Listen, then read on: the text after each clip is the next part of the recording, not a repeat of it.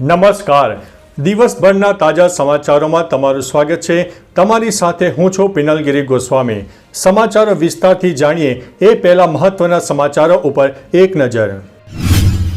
નમસ્કાર મિત્રો, મહત્વની હેડલાઇન્સ ઉપર નજર નાખીએ તો કસ્ટમનું બોર્ડ લગાવીને દારૂ લઈ જતા યુવક ઝડપાયો છે. ત્યારે વાત થશે હવામાન વિભાગની મોટી આગાહી સામે આવી છે. આગળ વાત થશે વિઝાની લાલચ આપીને 8 લોકો પાસેથી ₹94 લાખ પડાવ્યા છે. ત્યારે વાત થશે યુએસમાં રહેતા 3 લાખ ભારતીય વિદ્યાર્થીઓ પર મોટું જોખમ સામે આવ્યું છે.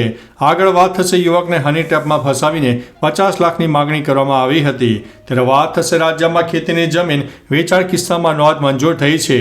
આગળ વાત થશે મુસ્લિમ છોકરી સાથે લગ્ન કરવા બદલ આટલી મોટી સજા થઈ છે. આગળ વાત થશે ટીમ ઇન્ડિયાનો આ ભૂતપૂર્વ ક્રિકેટર ભાજપમાં જોડાઈ ગયો છે. આગળ વાત થશે ગુજરાતમાંથી ભાજપને 401 કરોડનું દાન અને કોંગ્રેસને 1.33 કરોડનું દાન મળ્યું છે.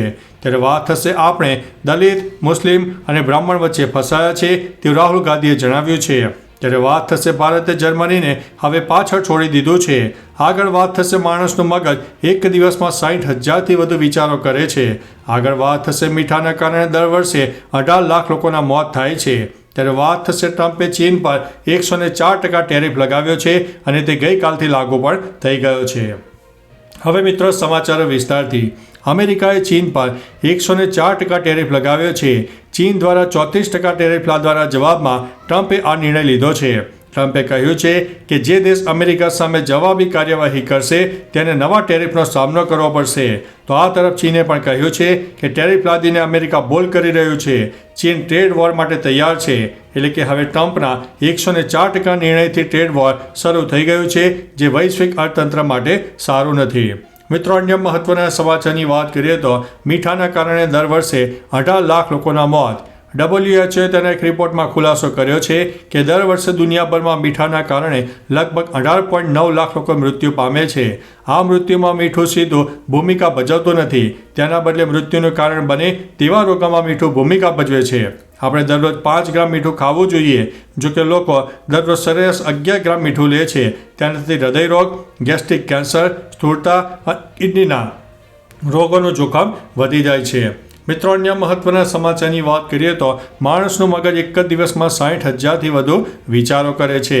વૈજ્ઞાનિક અભ્યાસ અનુસાર માનવ મગજ દરરોજ 60,000થી વધુ વિચારો કરે છે, જેમાંથી આશરે 80% વિચારો નકારાત્મક અને પુનરાવર્તિત હોય છે. આપણું મગજ અત્યંત શક્તિશાળી છે, જે એકસાથે અનેક વિચારો અને કાર્ય પ્રક્રિયાઓને સંભાળી શકે છે. સતત દબાણ અને ટેકનોલોજીથી ઘેરાયેલા યુગમાં ધ્યાન અને ચિંતન જેવી પ્રવૃત્તિઓ દ્વારા નકારાત્મકતાથી બચી શકાય છે. મિત્રો, અન્ય મહત્વના સમાચારની વાત કરીએ તો ભારતે જર્મનીને પાછળ છોડી દીધું છે. પવન અને સૌર ઉર્જાથી વીજળી ઉત્પન્ન કરવામાં ભારતે જર્મનીને પાછળ છોડી દીધું છે.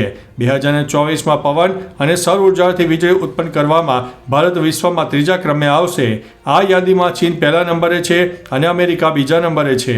2024માં ભારત વિશ્વમાં પવન અને સૌર ઉર્જાથી ઉત્પન્ન થતી કુલ વીજળીના 15% ઉત્પાદન કરશે.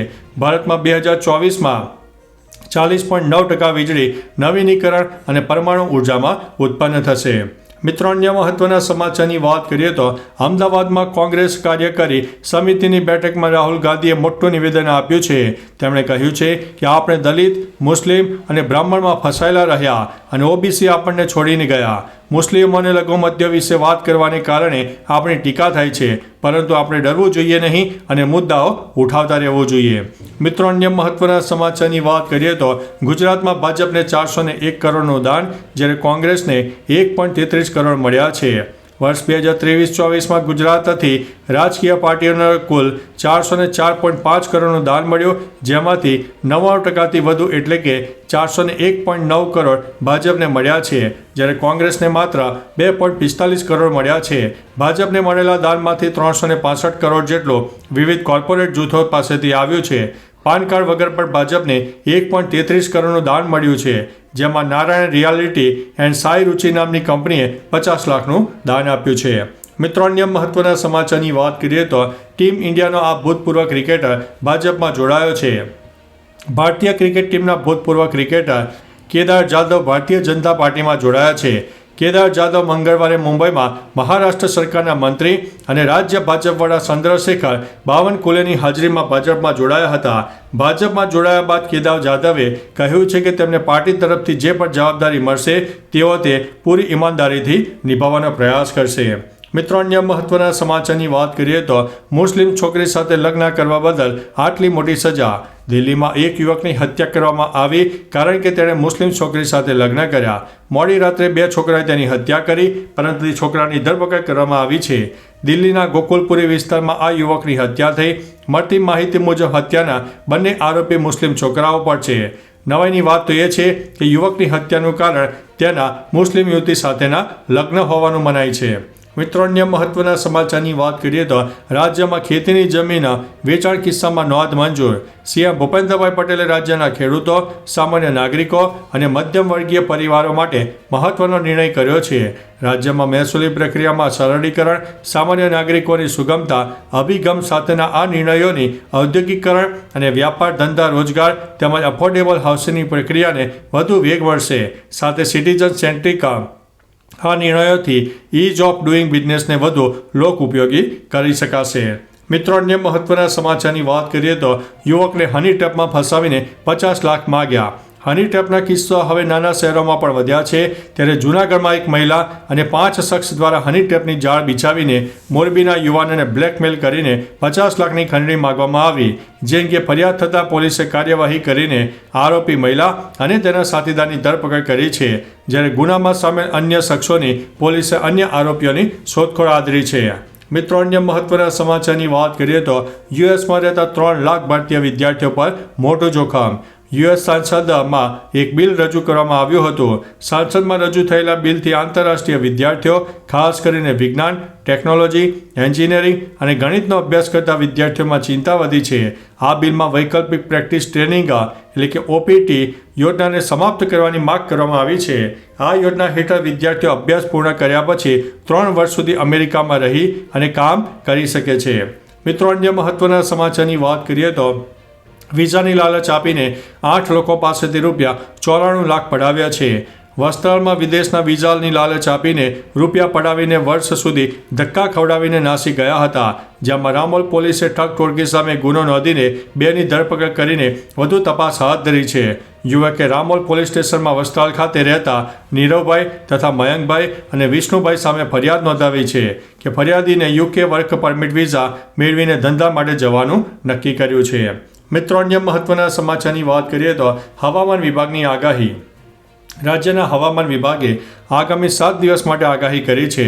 હવામાન વિભાગની આગાહી અનુસાર રાજ્યમાં 2 દિવસ ગરમીનો પારો ઊંચો રહેશે. આ ઉપરાંત 8 એપ્રિલના રોજ રાજ્યના કચ્છમાં રેડ એલર્ટ આપવામાં આવ્યું હતું. રાજકોટ, પાટણ, મહેસાણા, બનાસકાંઠામાં પણ હવામાન વિભાગે ઓરેન્જ એલર્ટ આપ્યું હતું.